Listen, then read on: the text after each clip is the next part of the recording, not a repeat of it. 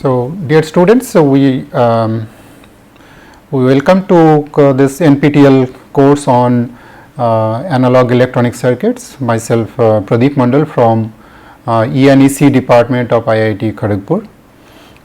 So, today the module we will be discussing, it is common source amplifier, and it is another basic amplifier along with the common emitter amplifier. So, a lot of similarities are there with respect to common emitter amplifier and common source amplifier. However, it is different also, and if you move forward particularly towards the microelectronics design and analog microelectronics design, where instead of BJT MOSFET is quite popular. So, this common source amplifier plays very important role. Whatever the concepts it will be covered here, you need to be very careful in case if you are planning for microelectronics and VLSI design, particularly in the area of analog. So, in terms of our overall plan, today we are in the third week's module, and we are towards the end of it. So, what we have in our plan, it is the common source amplifier. We will start with the basic operation. Some extent we have covered before, but in the present context we may have to recapitulate. And then most important thing is that the biasing, analysis, and some numerical examples and some design guidelines. So, whatever the concepts we will be covering today, it is as I said that we will start with the basic operating principle of common source amplifier, and then biasing. Since the bias we do at the gate, and at the gate terminal the corresponding current is 0. So, at the base gate the bias need to be voltage. So, that is why voltage bias it will be used at the gate. And then analysis it will be having two parts. One is for DC finding DC operating point, and the small signal analysis. And the amplifier in this case particularly for common source amplifier, typically it is mapped on a voltage amplifier, as the input it is input signal need to be voltage at the gate. But at the output the signal can be either voltage or current. So, if the output signal it is voltage, then the corresponding amplifier it is voltage amplifier. On the other hand, at the output, in case if we are detecting the signal in the form of current, then the corresponding amplifier, common source amplifier, can be treated as transconductance amplifier. And then of course, we will be covering some numerical exercise. Now, the circuit wise you can see here, this is the basic common structure of the common source amplifier. We do have the MOSFET here, and at the gate we are applying a voltage.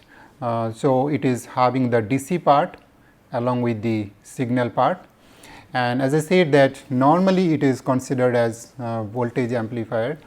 So, which means that the signal at the gate it is voltage,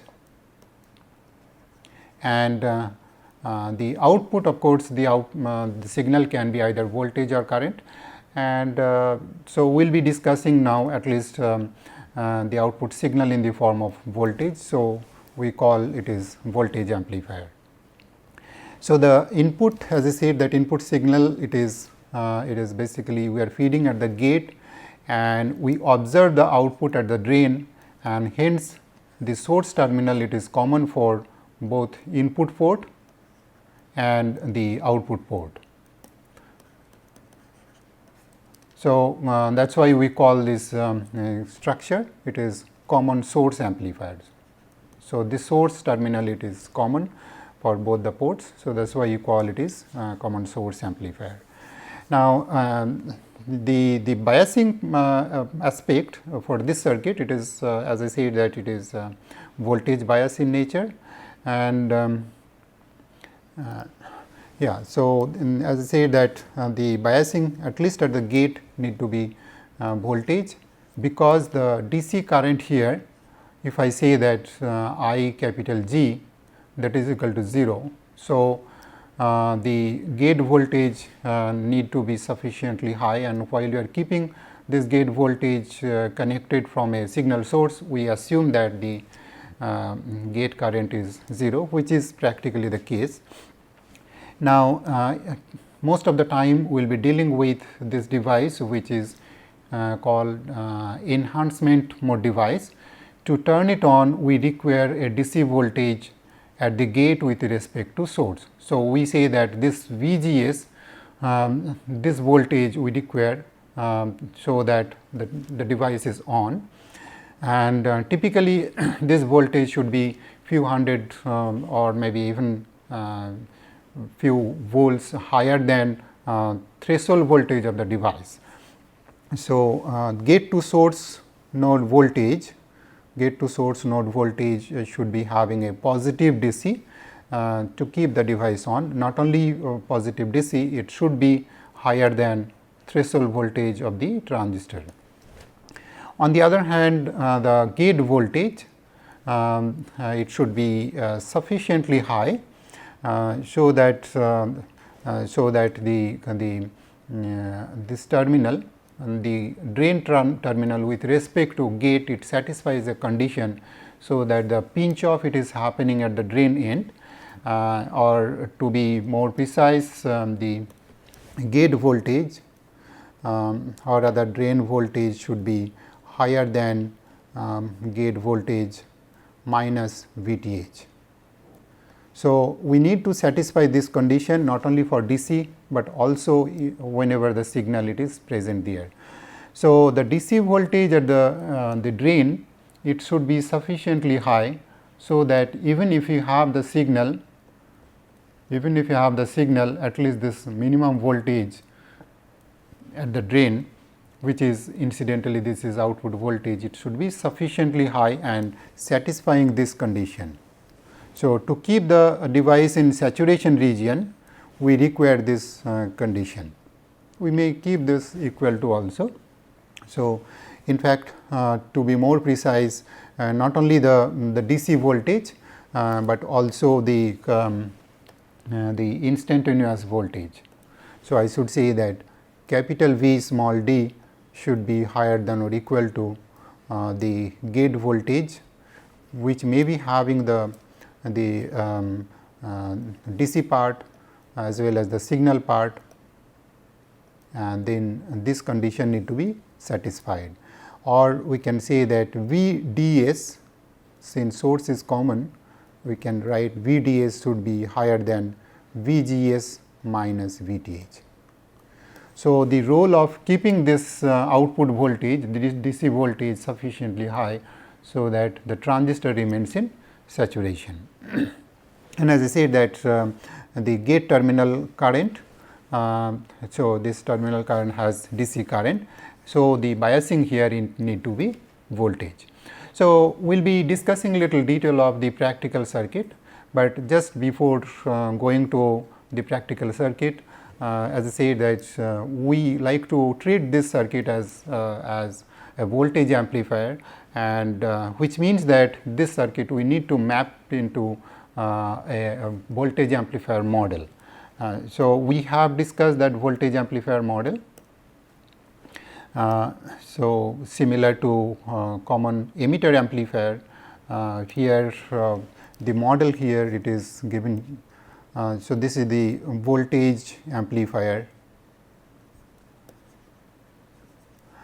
So, in case if it is voltage amplifier, we do have three important parameters: the voltage gain, then output resistance and input resistance. And so, these are the three important parameters. And as I said that gate terminal for the main device, the current is 0. So, typically this V in, it is coming from the bias circuit. So, the source of this V in or this V in, it is basically from from bias circuit.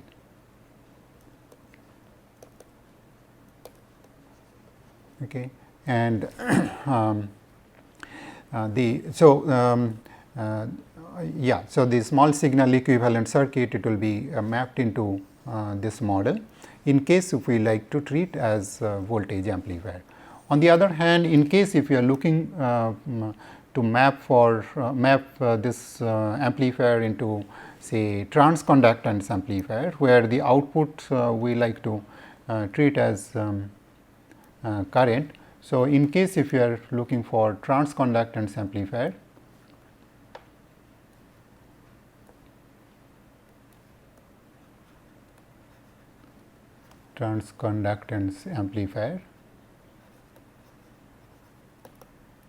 so in that case this port it will be different. So, what will be the corresponding model? At the input we do have the R in, and at the output port we will be having voltage dependent current source. So, we may keep this polarity in this direction or whatever the direction you like to put as convention, and then we do have the output conductance. So, that is say G naught equals to 1 by R naught, and the voltage dependent current source, it is G m, transconductance of the circuit multiplied by the input voltage, and the input voltage, it is the voltage across this R in. So, that is what the transconductance model. This is of course, it is again it depends on whatever the GM of the device it is there, but it is the overall transconductance GM. We will be coming back to this mapping into this voltage amplifier model or transconductance amplifier model, but let we see the practical circuit. And as I said that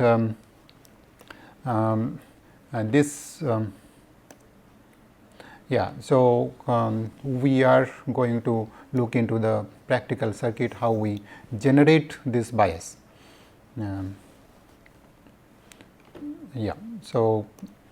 So, whatever the bias circuit we are discussing here, we like to see what kind of practical circuit we will be having. Now, let me go to the practical circuit. What we have before we go into the, in fact, we do have the practical circuit in the next slide.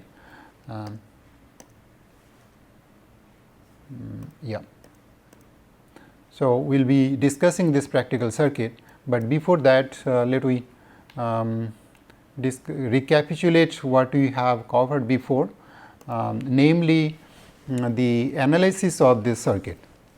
So, what we are doing here, it is at the gate we are applying a DC in combination with a small signal, and then that is defining the output port current. So, this current we call capital I small ds, and this IDS, it is having two parts. So, the IDS, it is having the DC part which is coming from this DC, and also it is having AC part, this AC part which is due to this AC signal.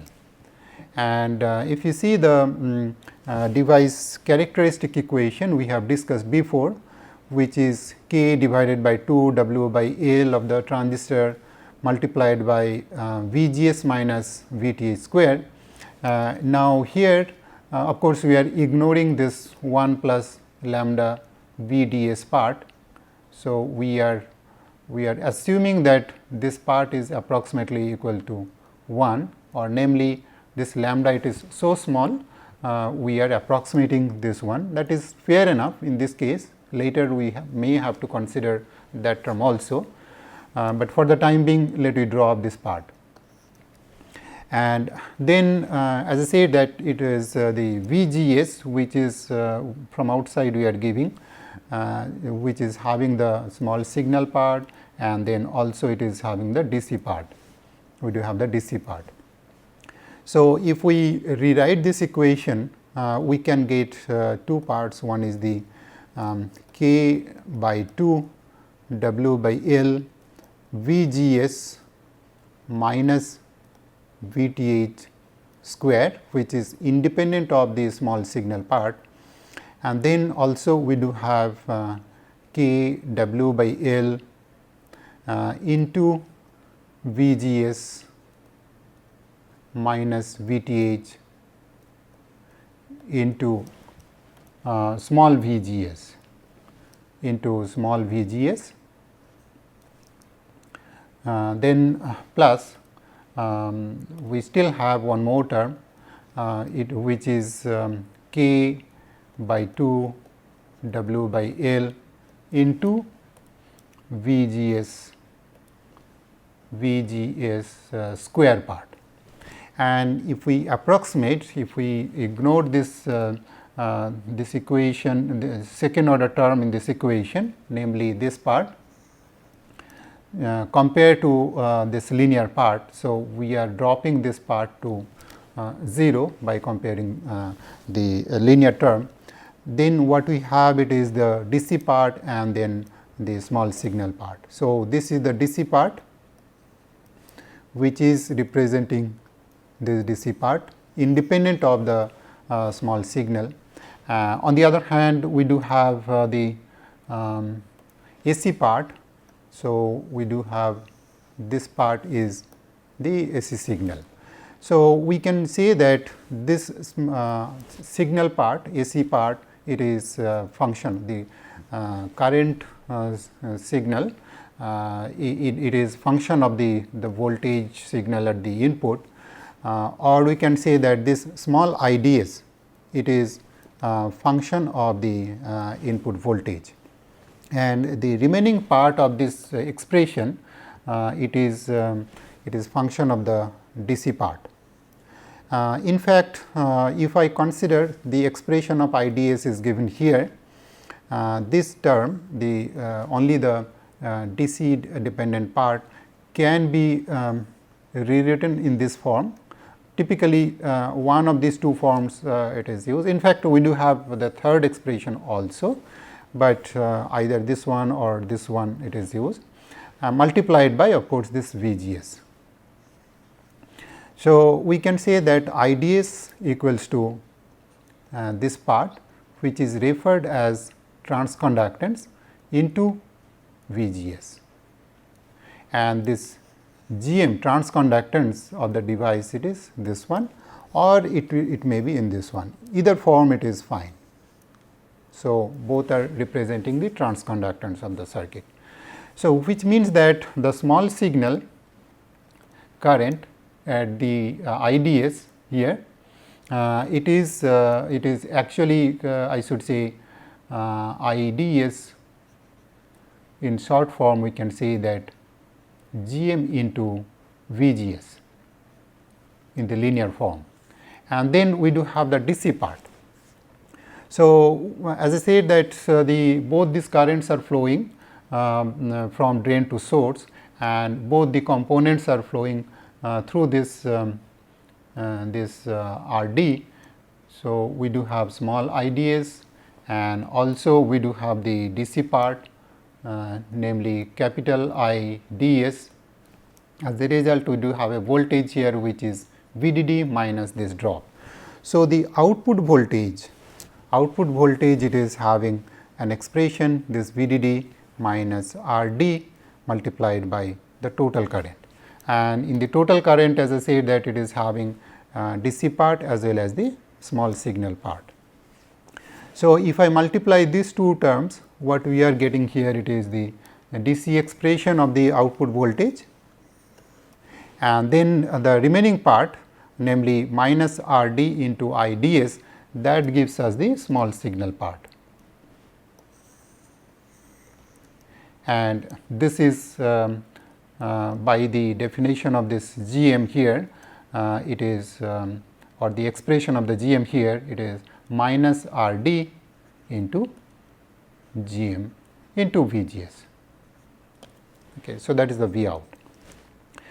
So as I said that this part we have discussed earlier. So we considered this discussion actually recollection of whatever we already have discussed before in different form. But anyway, this analysis or this discussion, it will be used in the practical circuit. So please keep this in mind that the IDS, it is having two parts. One is the DC and small signal part. Small signal part, it is GM into VGS.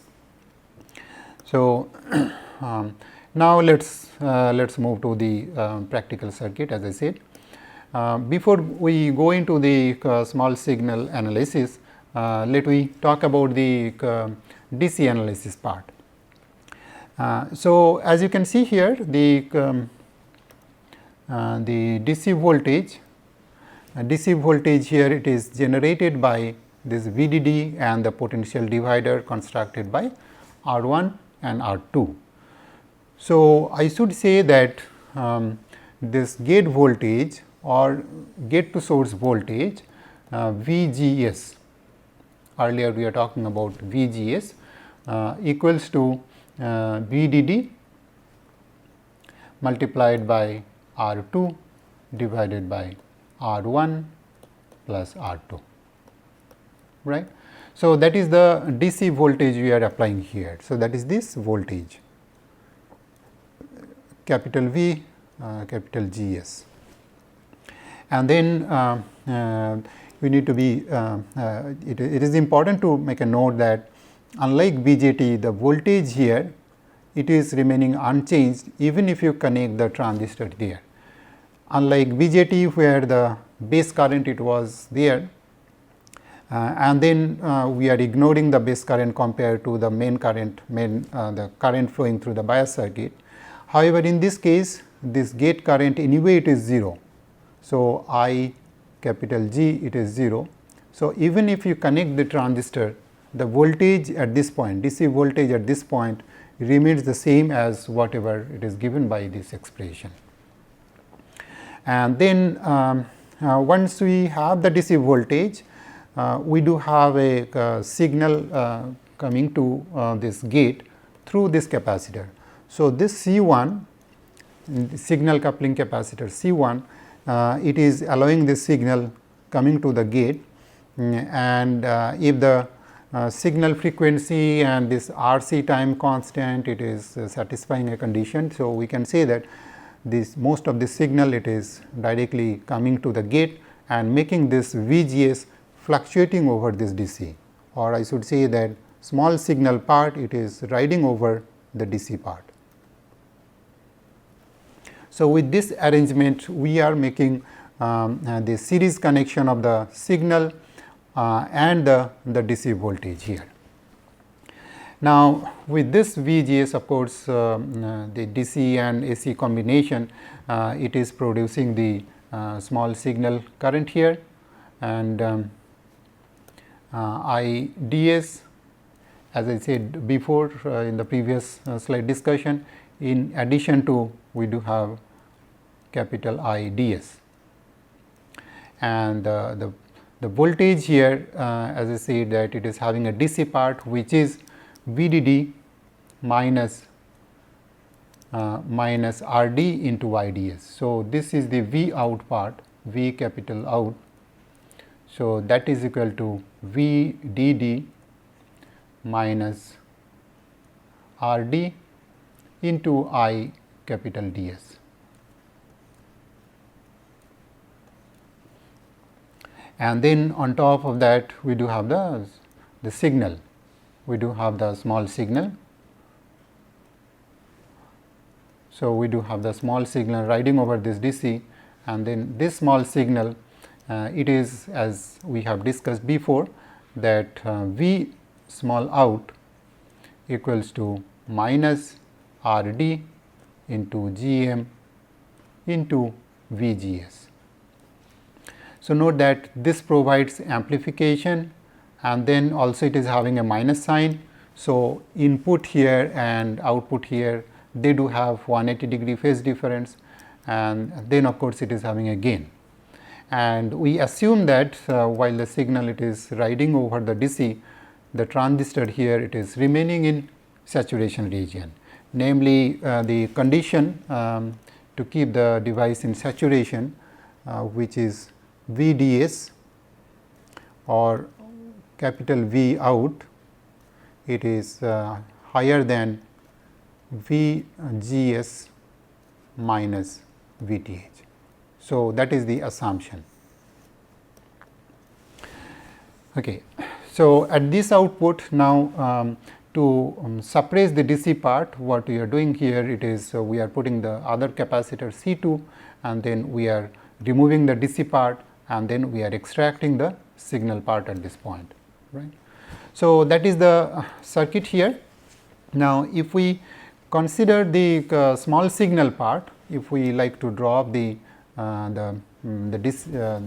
DC part in our analysis, we have to make this is AC ground, yeah, and yeah. So, we will be discussing that, but here in comparison with BJT, I must say one important thing that in MOSFET, IDS versus VGS, capital IDS versus VGS characteristic curve, it is a square law, right, unlike BJT, where the BJT on the other hand, it was very sharp, it was exponential. So, this is BJT's characteristic curve,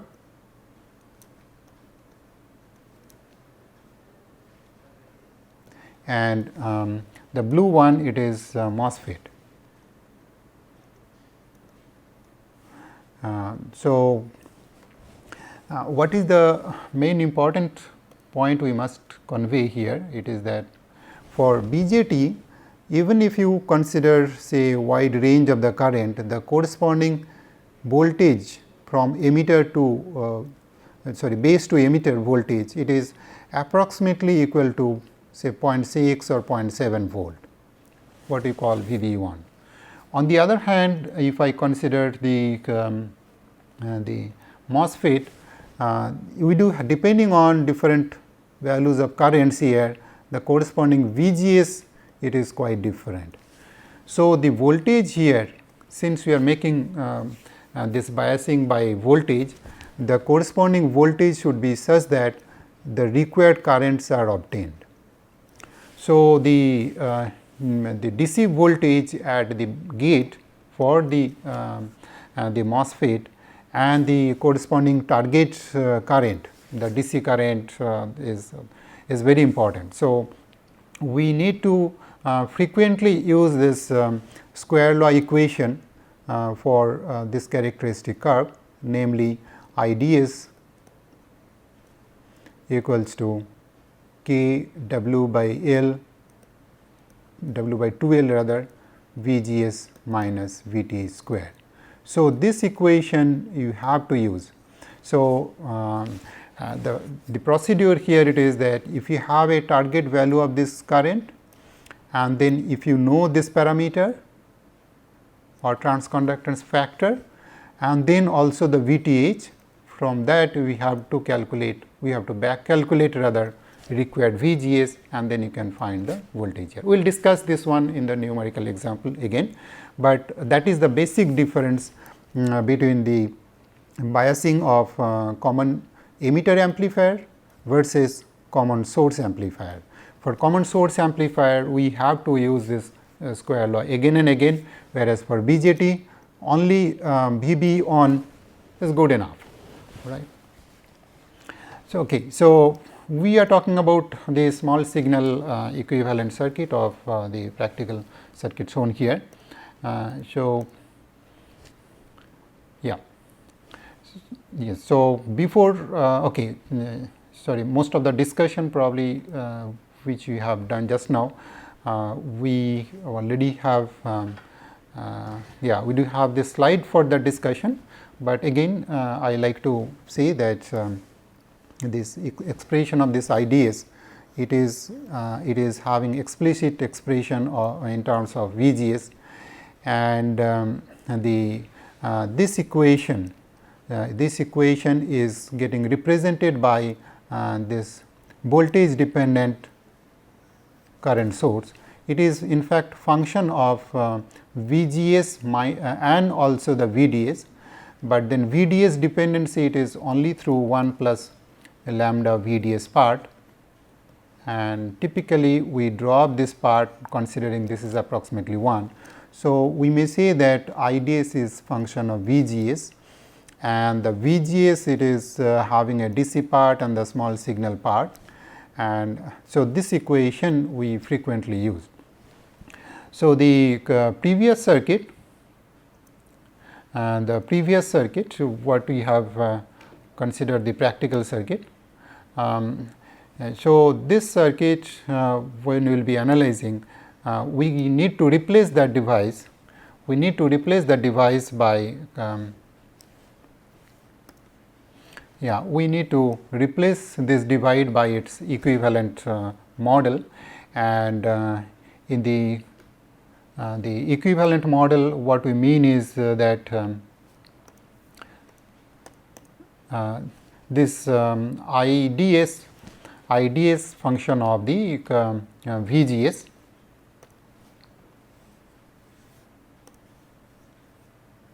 So, this IDS is function of the VGS and this equation, and then rest of the things we already have discussed, that DC part here and then the DC part here, how do you calculate, and then we find the relationship between IDS, small IDS and then VGS.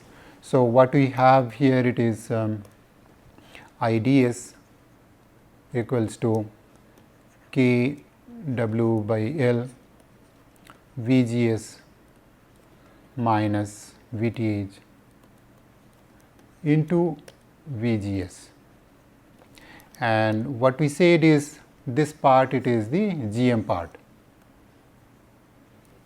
So, we said that IDS equals to GM into VGS. In fact, if you look into the detailed expression of this part after ignoring this part, it is as we said that it is having a DC current and the small signal current, and the small signal current expression is given here, and in that expression GM it is very important, and its expression of course it is function of the quiescent point, namely it is depends on the DC condition there. Now, this circuit, this equivalent circuit, of course, it is it can be used for operating point, and if we have the value of this VDD and then R1 and R2, from that you can find the DC voltage here, and then you can find the corresponding DC current here, and from that DC current you can find what will be the corresponding drop here, and then from that you can find what will be the V out part, V capital out part. In addition to that, the same equivalent circuit, it can be mapped into small signal also, and in the small signal what we do, it is simply we consider this is AC ground. So, in small signal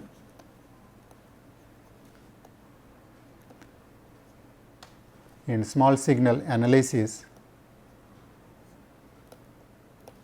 what we do, we remove this DC part, we make it ground, and then we short these two capacitors, and then this part we remove the DC part, and then we take only the small signal part IDS, which is GM times VGS, and the VGS is the voltage here. So, we are removing the DC part, we are replacing this by small VGS, and this VGS, it is incidentally same as this VS, assuming that this capacitor is working as a short.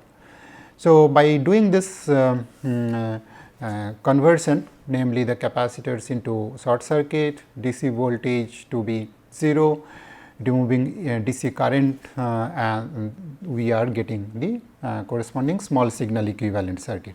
So, in the next slide we will be showing that the small signal equivalent circuit. Okay. So, we will take a small break and then we will come back with this small signal equivalent circuit analysis.